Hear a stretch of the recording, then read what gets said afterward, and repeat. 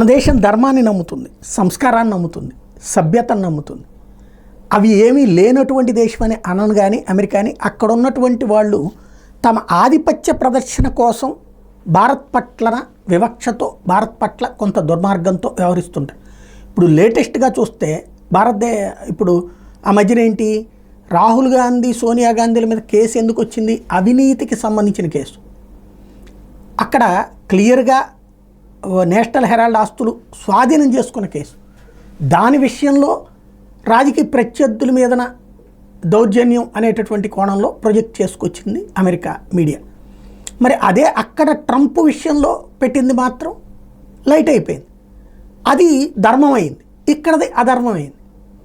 అక్కడ సాక్ష్యాలు ఉన్నాయి, ఇక్కడ సాక్ష్యాలు ఉన్నాయి. అక్కడది రైటు, ఇక్కడది రాంగ్ అంది. అట్లాగే ప్రత్యర్థుల టార్గెట్ విషయంలో ఇప్పుడు ట్రంప్ని టార్గెట్ చేస్తూ చంపబోయినటువంటి ఉదంతం. ఇప్పుడు దాన్ని ఎలా చూడాలి? ఆ దేశంలో శాంతి భద్రతల ప్రాబ్లం అని చూడాలా, లేకపోతే అధికారపక్ష ఫెయిల్యూర్ అని చూడాలా, పాలనా వైఫల్యం అని చూడాలా, శాంతి భద్రతల అశక్తతని చూడాలా, అసమర్థతని చూడాలా? అదే భారతదేశంలోని వ్యవహారాల్లో కరువు అవుతోంది రక్షణ ఇట్లాంటివి మాట్లాడుతుంది కదా. ఇప్పుడు మన జయశంకర్ గారు ఆ మాట మాట్లాడితే సరిపోతుందేమో.